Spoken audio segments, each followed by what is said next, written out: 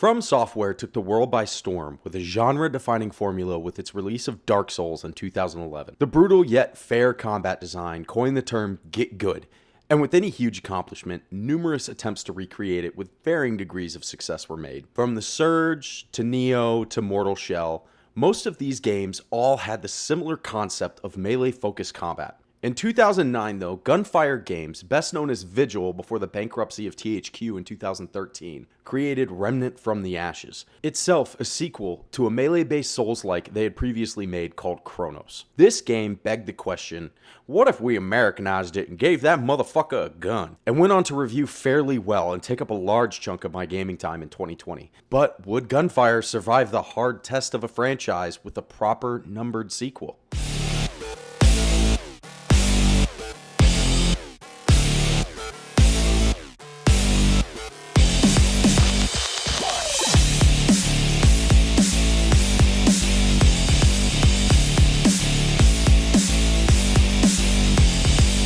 Remnant 1 saw you play as a traveler, attempting to reach a lighthouse for some vague quest, and even though you can see it at the very start of the game, you somehow end up in a world-hopping epic that sees you attempting to save the universe from a powerful, worlds-consuming force known as the Root. There is solid lore here to be found, and the DLC did great work expanding on that lore while also bringing great fun gameplay along with it. The combat was solid, and the build crafting was huge. It went to show that you could absolutely make a Souls-like that had a gun or 50 and still make it tough as nails. Sequels are always tough business though. They can end up stuck so far up an original's ass that they do nothing to progress the material, see Vanilla Destiny 2, change so much that you don't know why they call it a sequel, see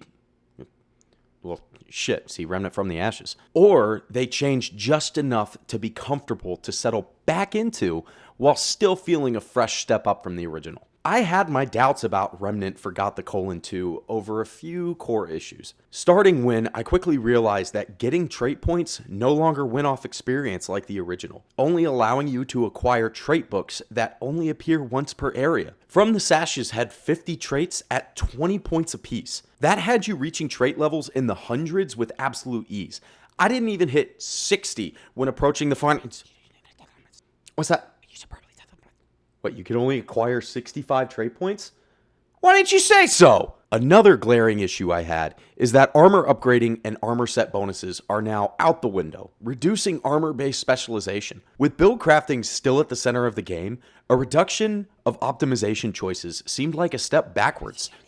No, Whispers, I actually have this one. In Radiant Comfort Bashes, you had 2 ring slots and 1 pendant. In Part 2, you have 4 rings, and as you progress, your options become near endless.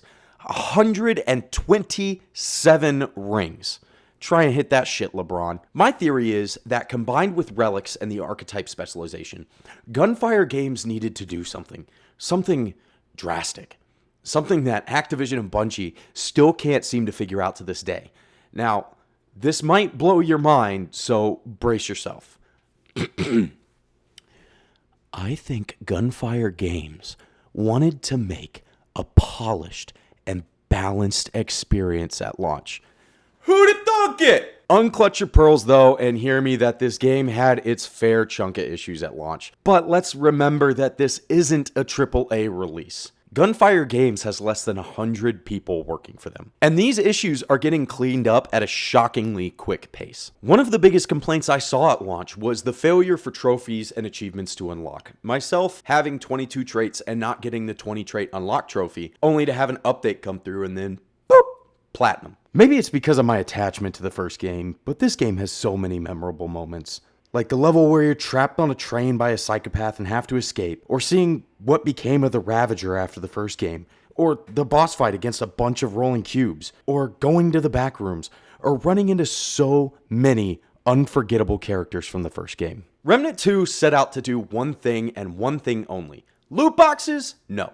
Skins? No. Pedal microtransactions, secondary currencies, or purchasable stat boosters? No. They set out to continue the story of their original games, create awesome new worlds to discover, enrich the worlds we had been to with cool puzzles to unlock powerful gear, and make boss fights that are a challenge not because they eat damage like your mom does, Dick, but because they were a strong, thoughtful challenge that were satisfying to overcome. Until the final boss that didn't get the memo that this wasn't a dimension-hopping bullet hell shooter. Remnant. We were this close to seeing eye to eye. Yeah, I know. Go get the lube.